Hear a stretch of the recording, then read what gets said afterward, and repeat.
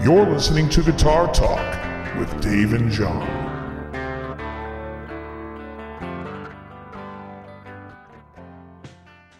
And you can hear me clearly.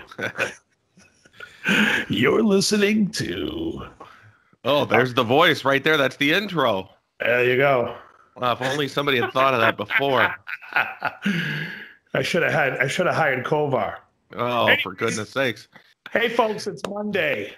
This is Guitar Talk. Welcome back. Guitar Talk. You're listening to Guitar Talk.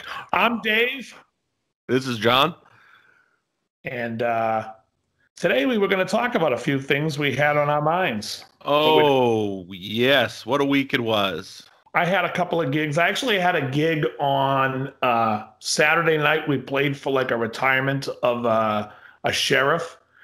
And apparently across the street, some drunk driver flipped his car upside down. Seriously? Oh, yeah. And the kid tried to flee, and there's only like 75 sheriffs standing there watching the whole thing. It was hilarious. The entire night you guys played I Shot the Sheriff, just on loop. Exactly. No, but they kept asking us to play I Fought the Law. Oh, boy. Yeah, that wasn't fun. But everything else was good. It was a good game. Did you guys actually play it? Yeah, we did it once. Somebody pulled it up on their phone. I'm like, okay, it's in G. We can figure it out. It's a 1-4-1-5 type of tune. So it went. And I heard now there's a rumor going through the mill that you are now once again the proud owner of a Mesa amplifier. The rumors are true. I watched your video and I said, that's pretty good.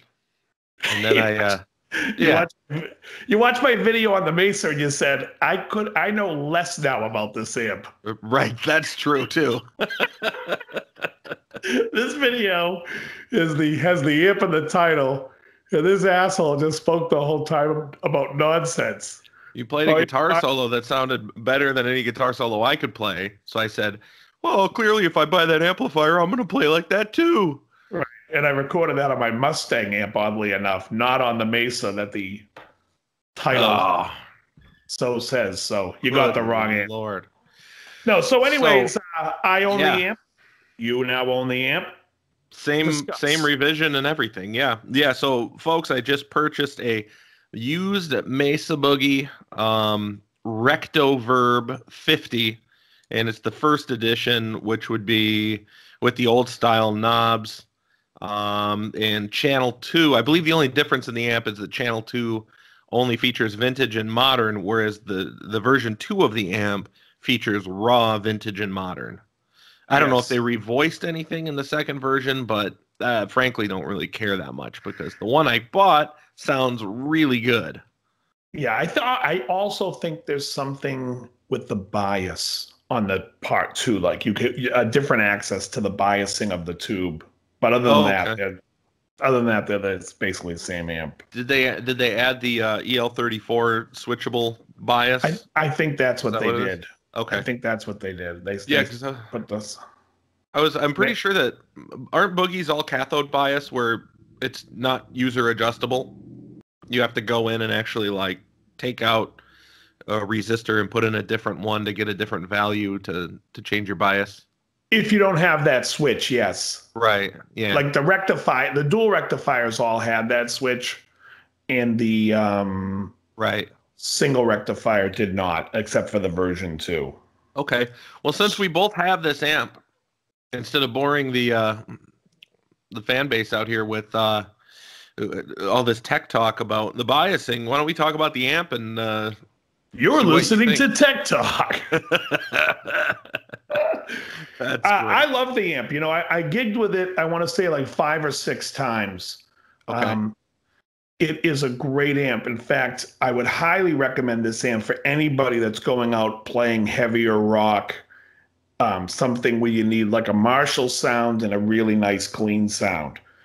It really takes, and it takes pedals nicely too on the clean channel. I will say I put my Boiling Point rock box through the clean channel when I was trying to get that in between sound, and it's excellent. It's a great amp.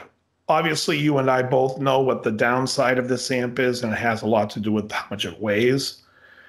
But as far as a amplifier that does everything and does everything really well, I think this one's like a home run.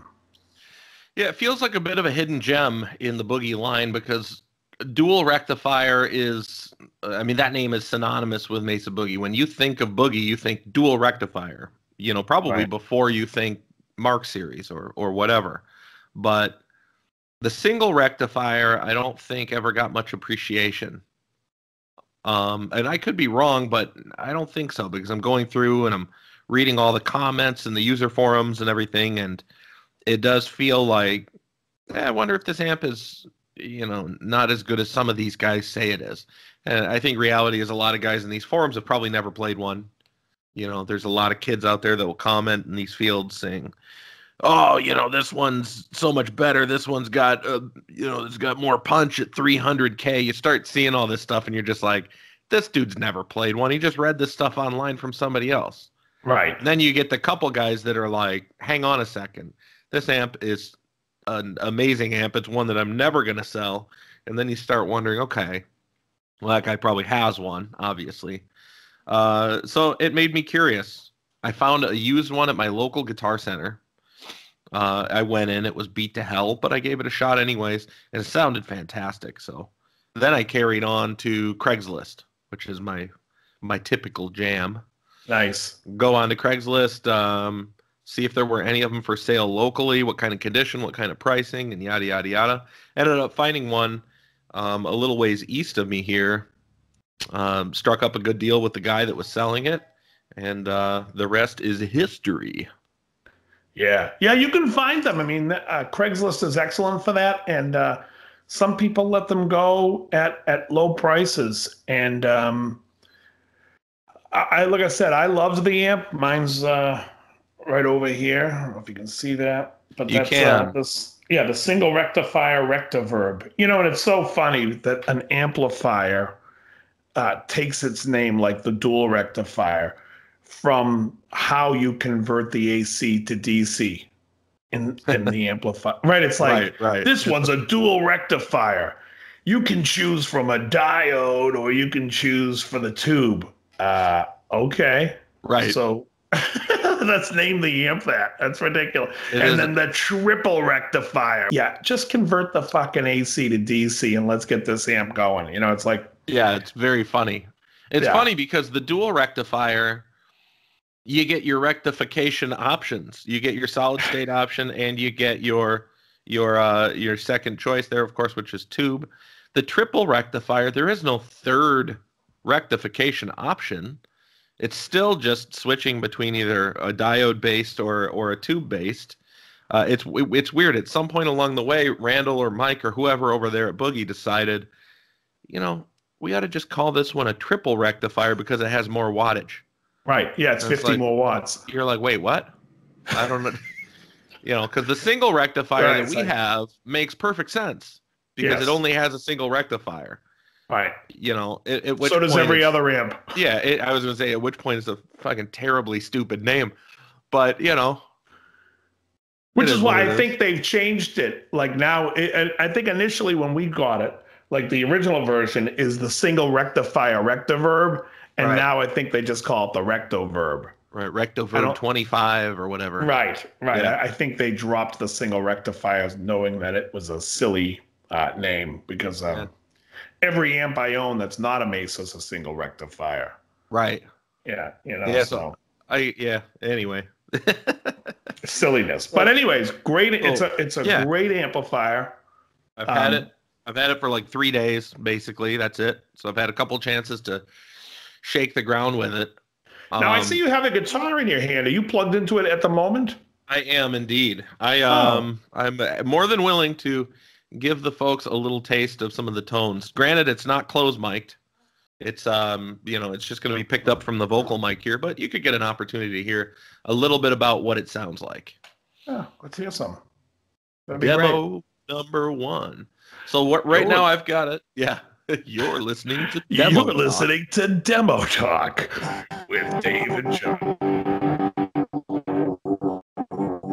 So you can hear that?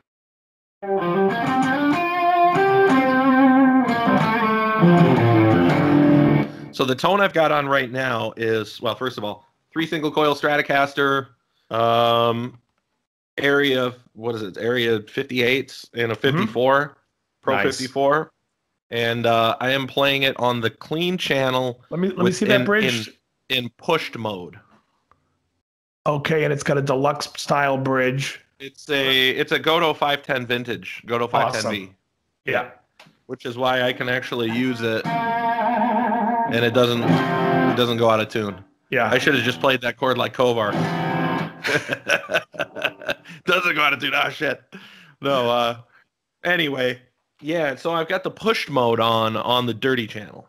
Push mode sounds a lot to me like a Marshall. You know, you get that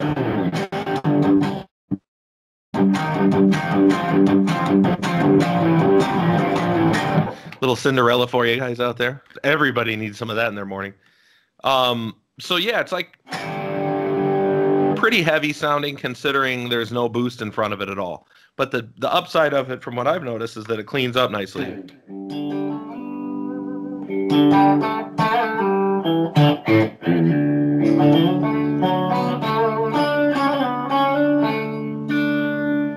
You know, so if I'm playing my my Tom Petty American Girl song, which we have to do because if you're in a cover band, everybody has to do it. It's the rules. You know, I get, you know, just edge a breakup sort of dirty on it. And then if I need to play a song where you got a little bit more, it's right there on your volume control.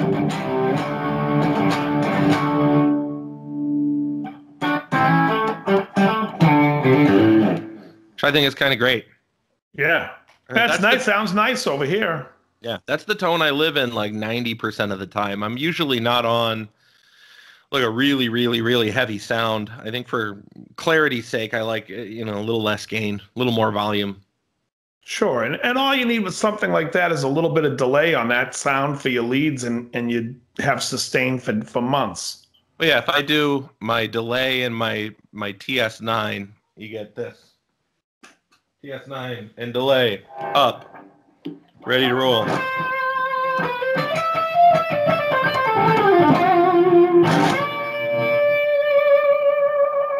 Yeah. Yeah, so you get plenty. Yeah, that's great. That's a great sounding amp. Clean channel, folks. And then of course if you go to the dirty channel, you got a humbucker on it. It's just all that squishy boogie goodness that, you know, that chunk that you're gonna get. So and folks, as opposed to vocalizing it, I should hit the button and just show it. Everybody out here is like, stop fucking talking about it. The vocalizing, I think, is more enjoyable. I'll tell you right now, I'm going to make a prediction. I'm going to say that this is going to become your go-to amp, your number one.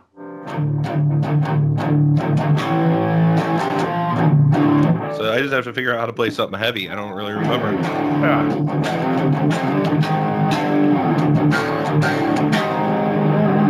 Ooh, you got to do this chord when you're playing. A tritone, yeah. So yeah, it does all that heavy stuff too. Anyway, I'm going to shake this loose. Yeah, it's a great amplifier. I recommend it to everybody. I think it's a win-win if you can find them used and you can find them, let's say, under $700. I would say they're worth it. Yeah, and a little tip for you Craigslisters out there: if somebody's asking $7 for it, tell them you give them $6. just a small tip that may have worked twice. Yeah, if they say no, you're no worse for the wear. Let them say no. Right. Yes. What's the old sales adage? They can't say yes if you don't ask. Something like that. Right. If you don't ask for the sale. So, you know, it's funny because with these amplifiers, I've played it and I loved it. Unfortunately, in the band that I play, I'm playing mostly clean. Right. And so I wanted to go back to a more clean platform amplifier, which is probably not what I would do if I were playing in my own band, playing my own songs. I would probably take out the rectifier.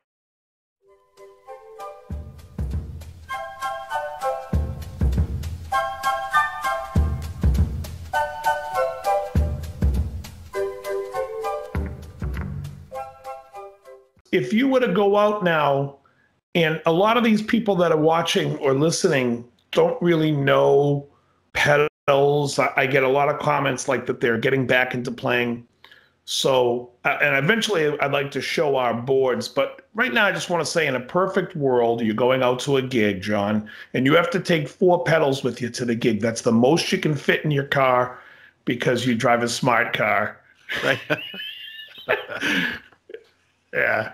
That's funny. And no. So you have to, so you have 4 pedals you can bring. Yeah. And clean or dirty platform amp. Now, folks, what that means is a clean platform amp is something like a Fender Hot Rod Deluxe or a Fender DeVille, where you're going to go in and you're going to use all your distortions from your pedals. A dirty platform amp will be something like the Mesa single rectifier or any Marshall, where you can use distortion and use another pedal to color that distortion and whatnot. You would use the distortion from the amp. So 4 pedals, interchangeable between 2 systems, and go. I'm really simple. Interchangeable, so I have to pick one pedal that would be my overdrive pedal or my distortion pedal. Is that what you're saying? Or yeah, or what? Or would you rather look? You know what? I'm just gonna be general and honest. My approach is pretty simple.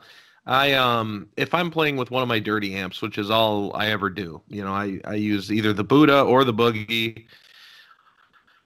I'm gonna go in with an overdrive. I'm gonna go in with a delay and a post gain stage volume boost of sorts to treat as like a solo boost. And at the moment, what I have on my board would be my typical Korg pitch black tuner, which I've been using for, I think, since 2008 or something like that. A Maxon 808, a Boss DM2W, the Wazacraft analog delay, which I really like, and the TC Spark Mini for a quick volume boost after everything else. And I run the Mini in the effects loops of either amp because I can then, I can set up that boost. For those of you who aren't aware, if you're running a gain stage that's like already dirty and you try and hit it with a clean boost, you're just going to saturate that signal more. It's not going to give you a volume boost. So anyway, that's all I run. It's generally light, and I have more than just the 808. I've got a full drive over here. I picked up a fat boost recently. I've got a BB pre. I've got a bunch of stuff, but that's the one that sits on the board most of the time. So yeah, simple. Nice. That's all I run. What about you? Well, I run a compressor first. I would take a compressor with me because for me, anytime I want to get that clean that I want, I need a compressor so I'm not, rolling back the volume so much. And I like the way a compressor sounds on cleans. After that, I would use Rockbox Boiling Point. I think that pedal has like one of the best sounds going as far as drives.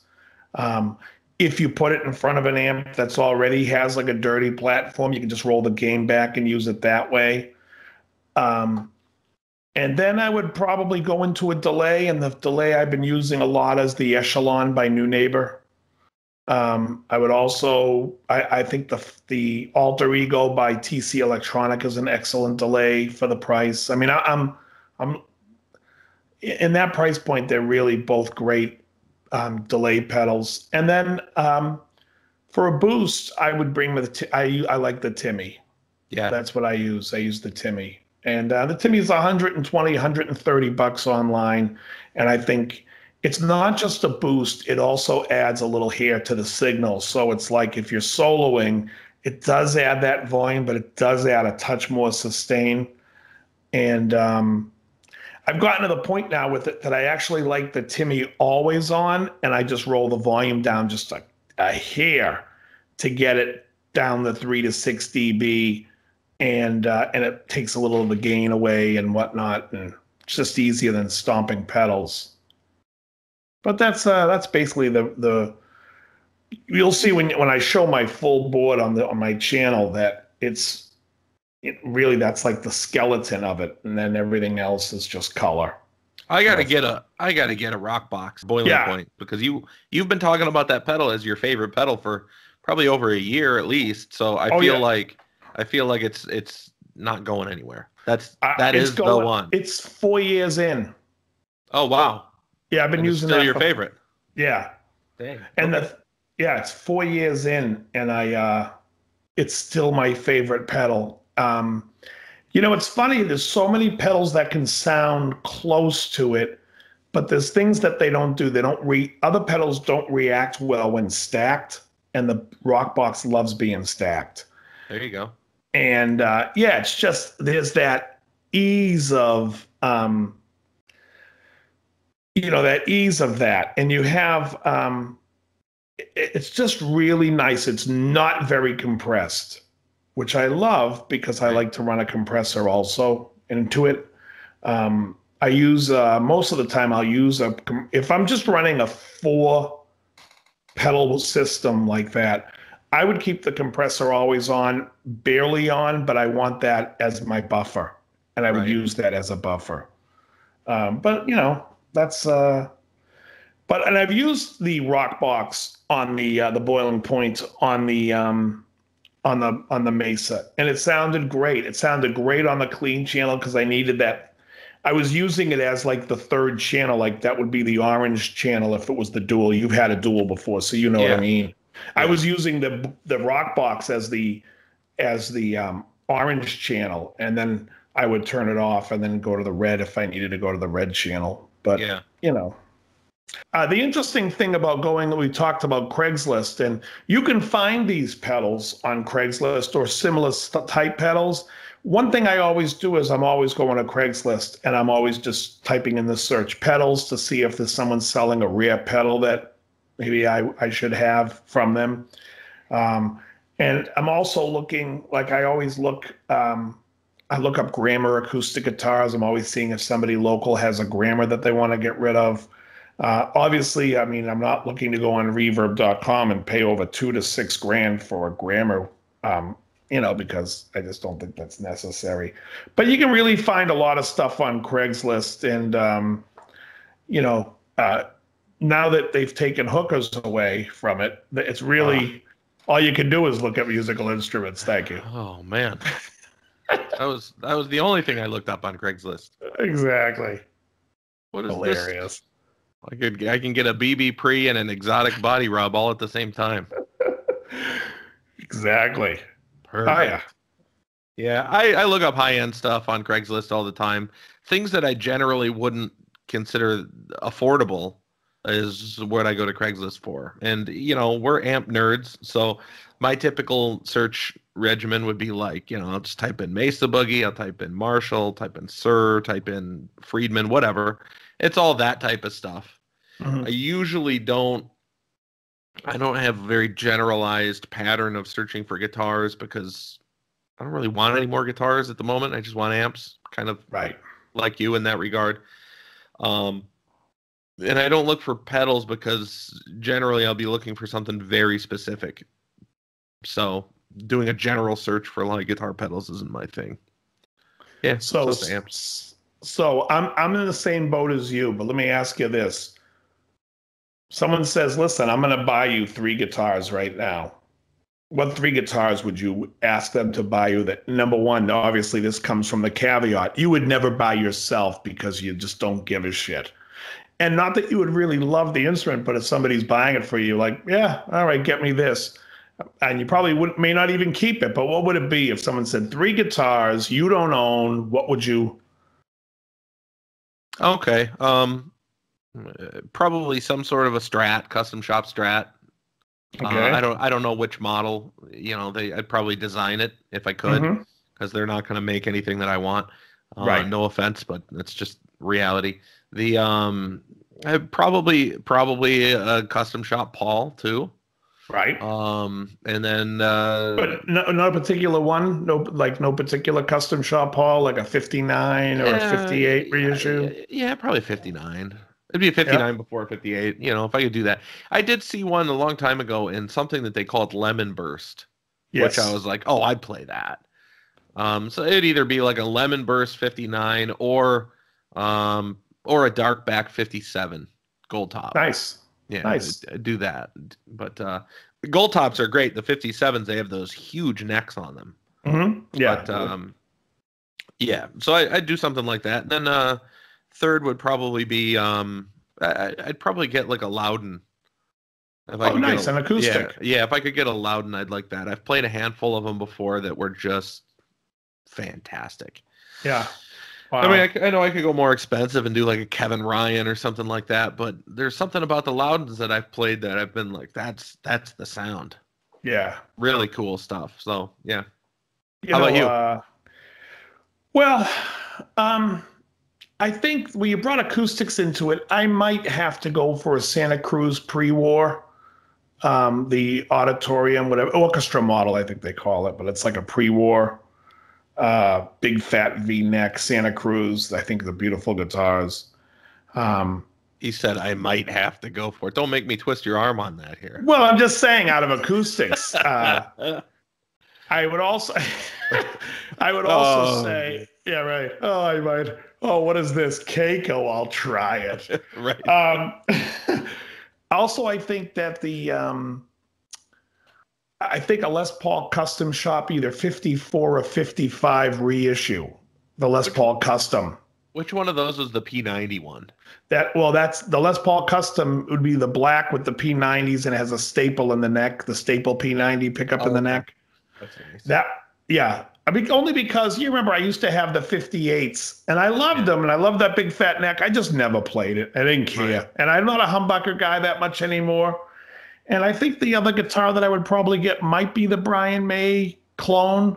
Ooh. That I would never play and just throw on my wall to be like, look, Brian May's guitar. It's a 24-inch scale with a 0 fret. And if it wasn't that, it would be something along the lines of a Gretsch, maybe Duo Jet, just something, or even a Ricky, something that's just not normal. Because I have enough Strats, and I know Fender's not going to make one better than the ones I have, so I don't care anymore about Strats. I have all the Strats and Tellys I need. And not to say that in a negative way, it's the main guitar that I would only play. I mean, the guitar that we're talking about here would probably not get played all that often, and nor do I care. But I'm just saying those would be the ones I would choose. But I'm in no rush. Even then, I'd say to the guy, "Well, add that up and give me the cash." Yeah, there you go. That's even better. Yeah. All right, but yeah. So yeah, I didn't tell you. I did the effects loop mod on that amp. Oh, you did? Yeah. Before I even turned it on, I did it. Smart. It took me no time at all. Smart. Thanks for sending over that image. That was helpful. And it totally corresponded to the other thing I found online that said pretty much the same thing. So yeah, it turned out to be. It was literally a 5-minute mod. Yeah. You open it up, take the soldering. The hard part is just getting the access to it because you got the 2 screws that come straight down into it.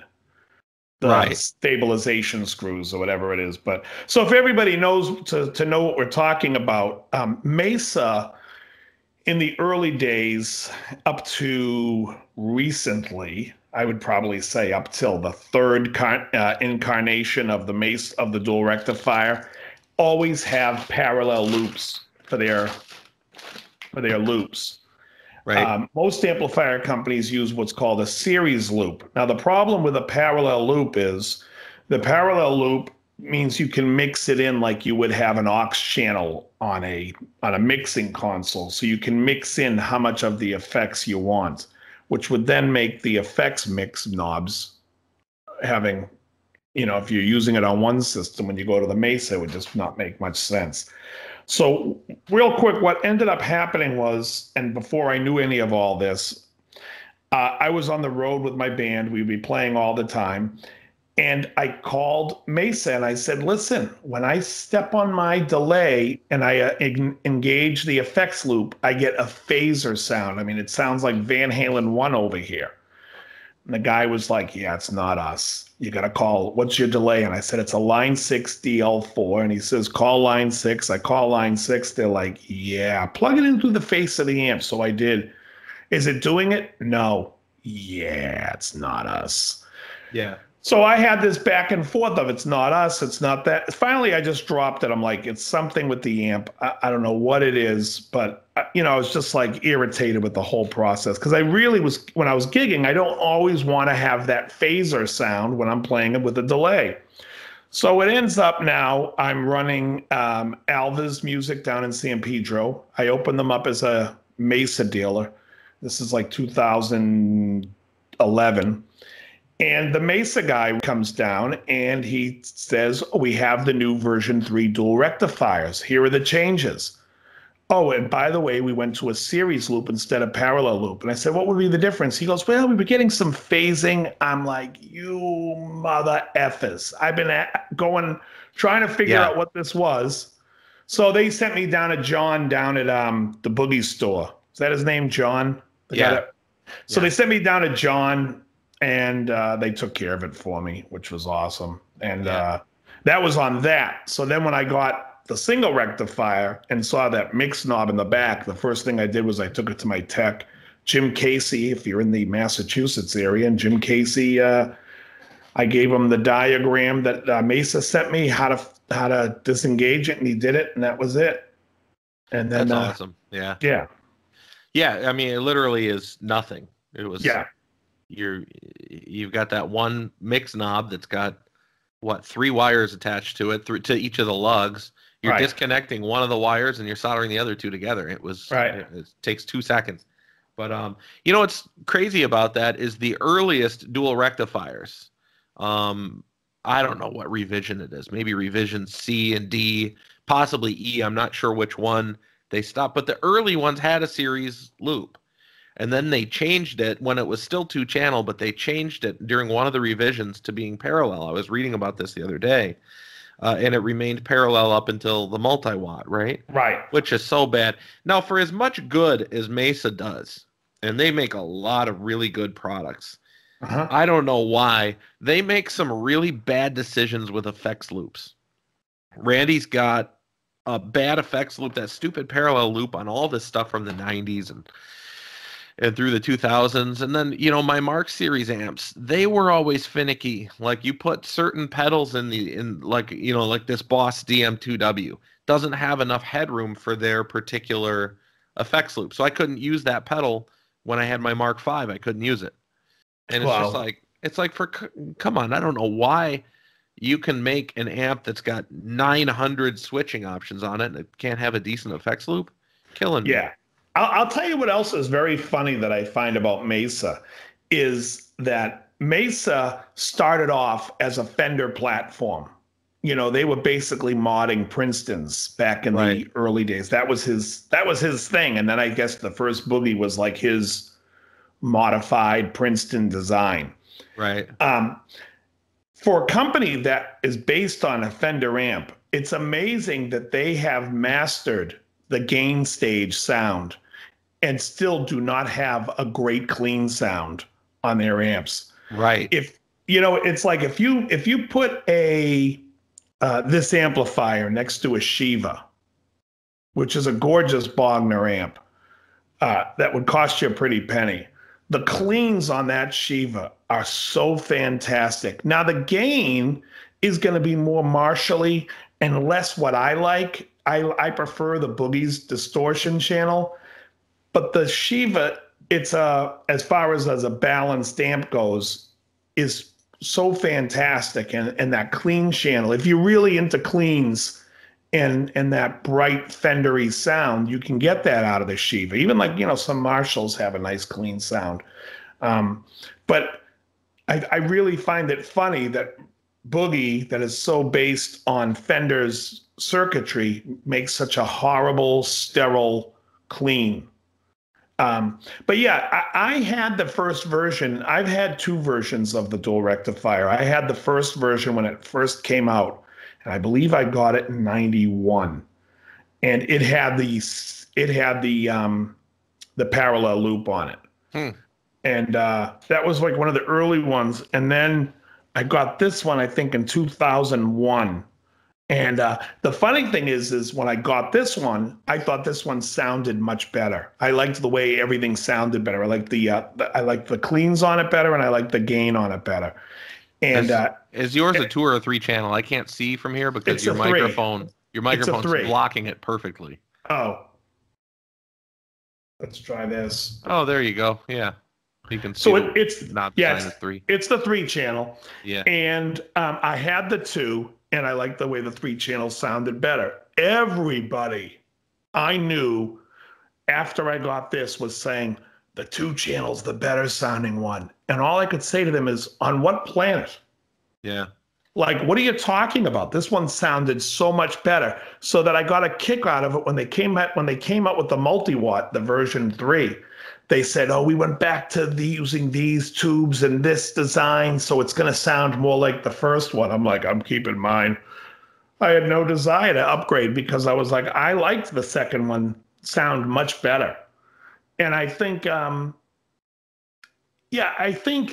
think there's more gain available on the 2. But I don't, you know how I don't really dime the gain on anything. I keep it at about the 50-yard line. So what do I care? Right.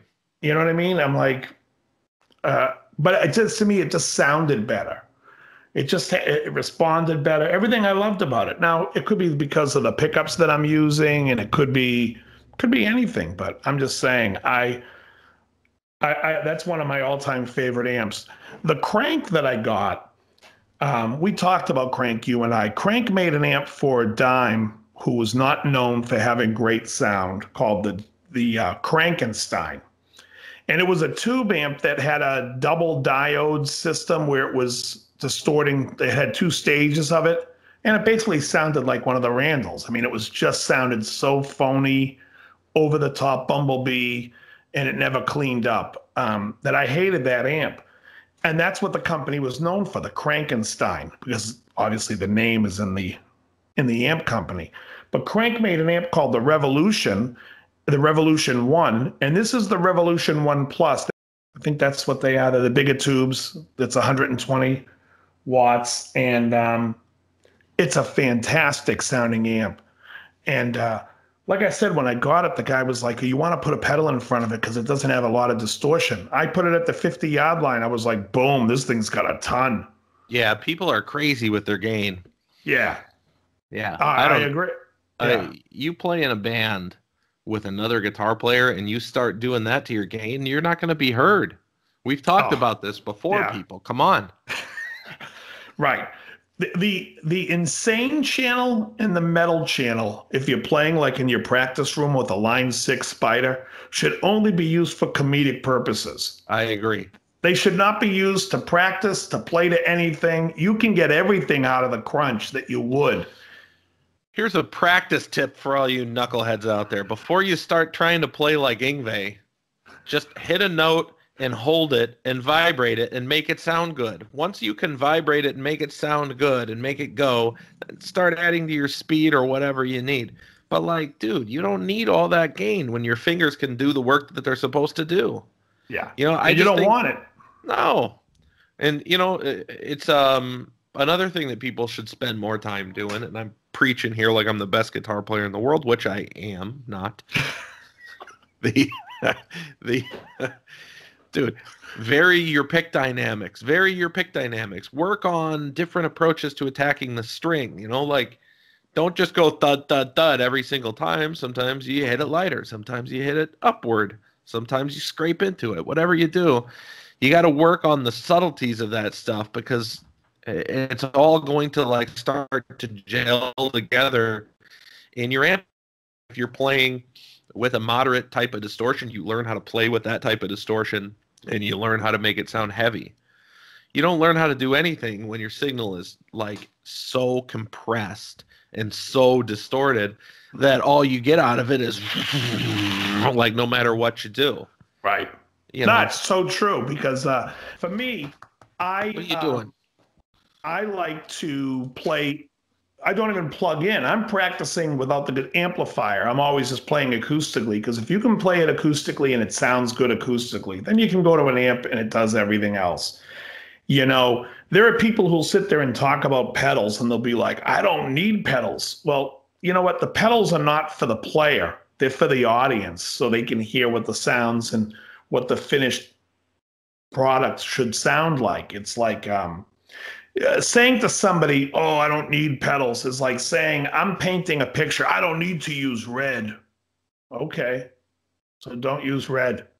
But if the picture looks like crap because it doesn't look right, you know, maybe you should throw some red on your palette. It's really about what the listener should listen to. And I can't say this enough to any player. Drop your ego.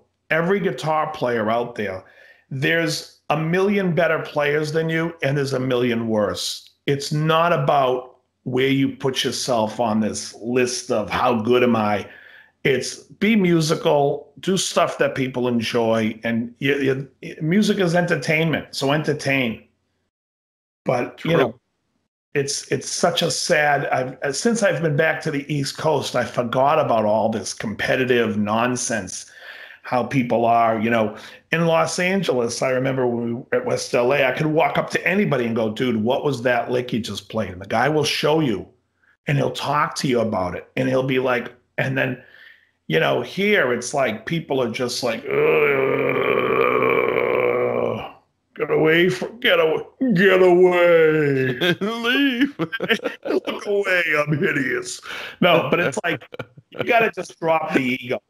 You know, it's like if you're out there playing and you're like there's the group of people that people refer to as the blues Nazis. If you're sitting there and you're like, I'm going to play the way T-Bone Walker played, good for you. He sold 4 albums and you'll turn 4 people on. Who cares? Who cares what they used? We live in today's technology. Seek out things and play. And whatever you play, if it sounds good, nobody cares what you're using. It's like if you don't use pedals, good for you. If it sounds great, great. But if it does, I mean, like Larry Carlton, I was in a conversation with somebody yesterday, and they said, their friend said, Fenders only sound good through Fender amps because they were designed together. And I'm like, yeah, Larry Carlton played a 335 into a 57 Tweed on the Kid Charlemagne solo, and that might be the perfect sound. So I don't know what the hell you're talking about. You know, it's like the most insane, nutty things that I hear people say. Anything can sound good and anything can sound bad. You know, a lot of You're listening to Opinion Talk. You're listening. Thank you, Tony. No, but it's seriously. I get you. Yeah, people sit there and they knock line 6 stuff.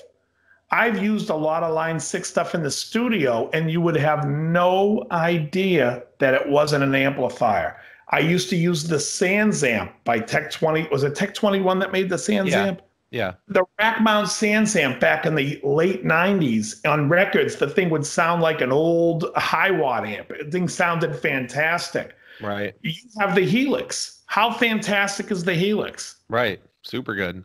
Yeah. And, you know, it's all about the crowd. What they hear out there is what you're supposed to be doing. You're supposed to be taking care of that. Yes. You know, and if it's all about satisfying yourself, we'll stay in the bedroom. Right. You know, and that could be a double entendre. That's right. I'm used to satisfying. So. Yes. Wife wants nothing to do with me. Hey. Nah, man. So gigs this upcoming weekend. We got one at the Redwood in downtown LA. It's going to be my last show with Troy's country-ish band for a little while. Nice. Focusing on some other things, but yeah, that's going to be Friday night, and then Saturday night private party with the Pork Chop Express, as we call it. That is my hard rock and punk sort of cover band that I do with a couple of my friends locally here. And that one's going to be really fun. We do this thing every once in a while at South Bay Customs in El Segundo. And that is a former motorcycle shop turned into a venue. And it's nice. one of the coolest looking venues you've ever seen, because they've got like old choppers hanging around, and like, you know, it's got, you know how it is. They got like parts and shit hanging on the wall and whatnot. But yeah, it's a really cool looking place, and it's a lot of fun. So nice. We're going to be doing that.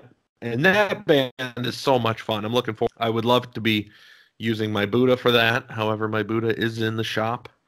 Right. It's Still. it's sick. Yeah. Well, that little weird grounding issue has been it's been tough to figure out. You know, I took it to Roy, he couldn't figure it out. And Dave Friedman's got it right now, and he's had it for about a week. He told me he would have it done the same day. And he's been like, yeah, I'm having a hard time figuring it out. So I don't know what it is, something funky in the design. I think a component failed somewhere where you wouldn't expect it to fail. You know, there's got to be something. But anyway, I'll be using the Boogie for that gig. Nice. I get 2 acoustic gigs this weekend. I have a Thursday night, which is I do it every Thursday.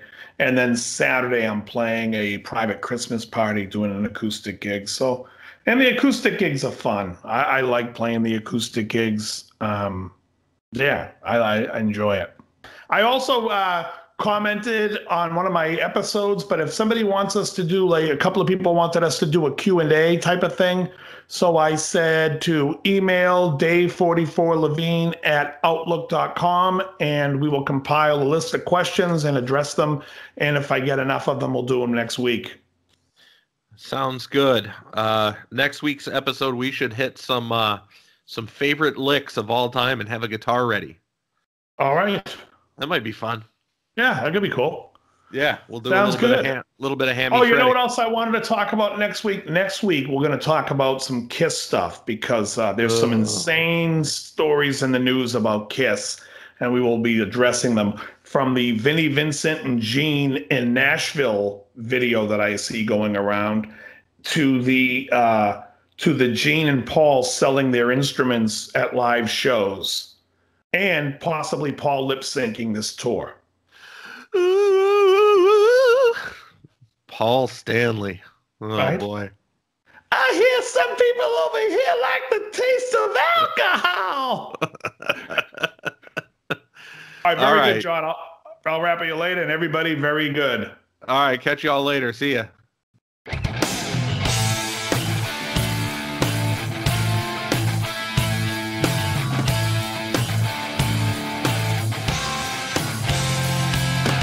You're listening to Guitar Talk with Dave and Jon.